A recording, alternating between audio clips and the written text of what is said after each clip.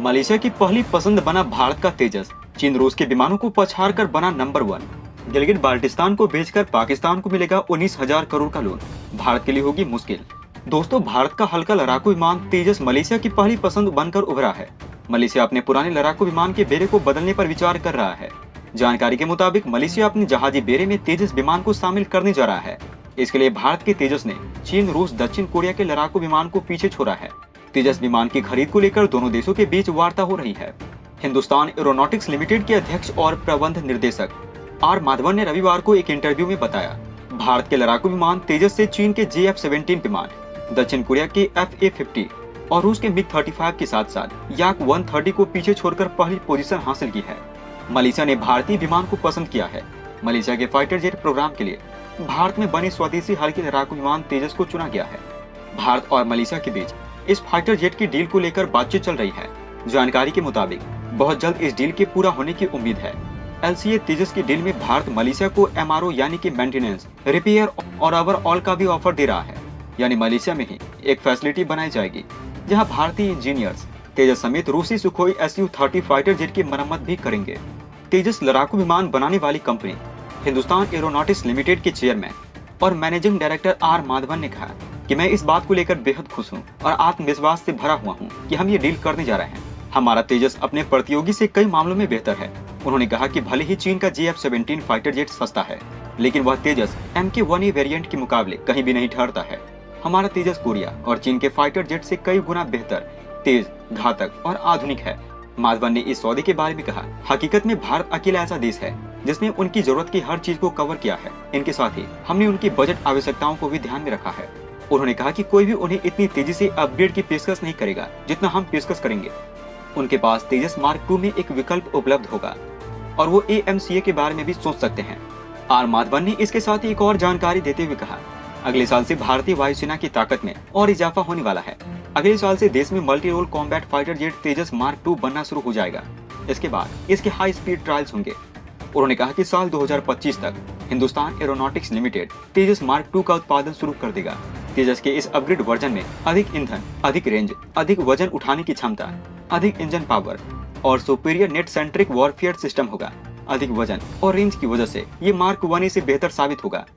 इसके साथ ही next generation multi role combat aircraft project के बारे में आर माधवन ने बताया, इसमें निजी क्षेत्र की कंपनियों को भी शामिल करने की योजना है।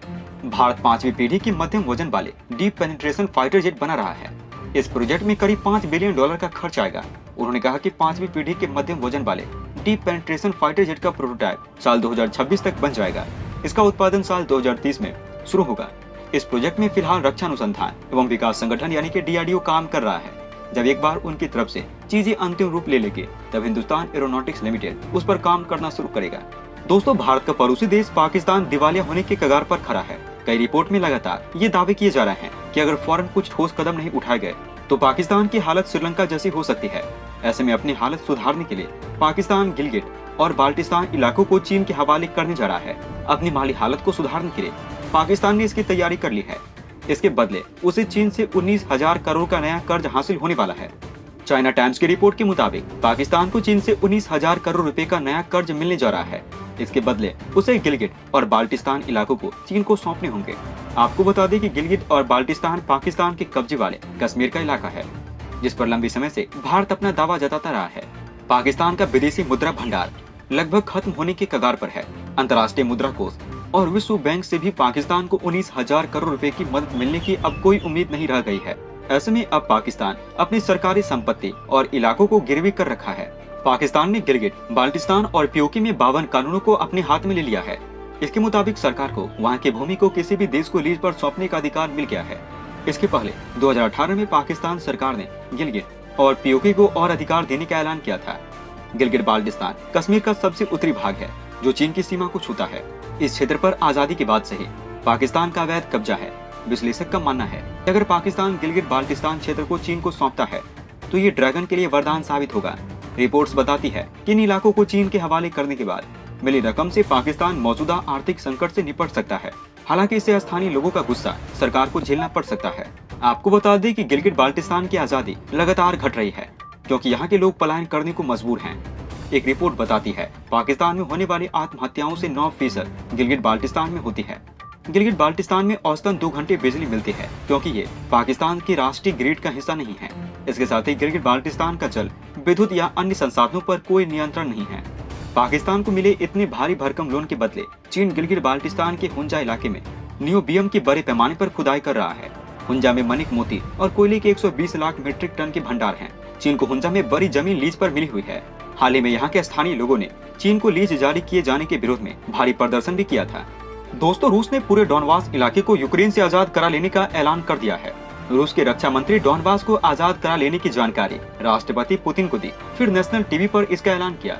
डॉनबास इलाके की आजादी की खबर को यूक्रेनी समाचार एजेंसियों ने भी जारी किया है, लेकिन छिपे हुए शब्दों में कीव इंडिपेंडेंट ने लिखा है।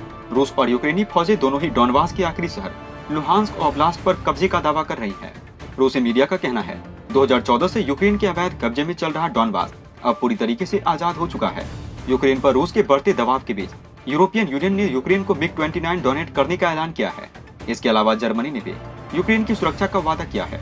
इसी बीच ये खबर भी मिल रही है कि यूक्रेन ने रूस के सीमावर्ती शहर बेल्गोरोड पर मिसाइल से हमला किया।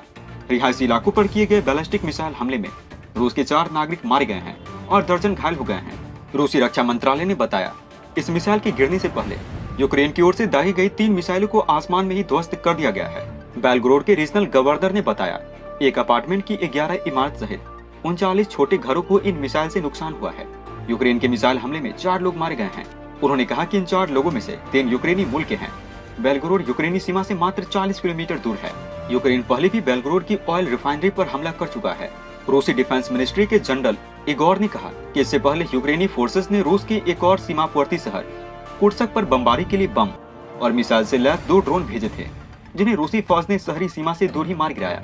रूसी रक्षा मंत्रालय के मुताबिक विदेशों से मिल रही मदद से यूक्रेन रूस के रिहायशी इलाकों को निशाना बनाने की कोशिश कर रहा है। रूसी रक्षा मंत्रालय ने कहा, उन्होंने यूक्रेन को आखिरी चेतावनी जारी कर दी है।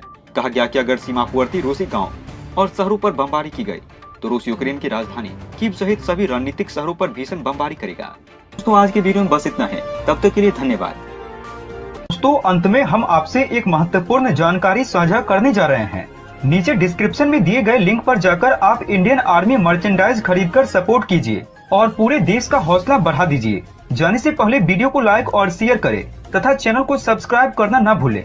तब तक के लिए धन्यवाद। जय हिंद, जय भारत। अच्छा सुनो, चैनल को सब्सक्राइब करो, उसके बाद घंटी बजा देना ताकि अगली वीडियो आपसे मिस न हो पाए। Thank you.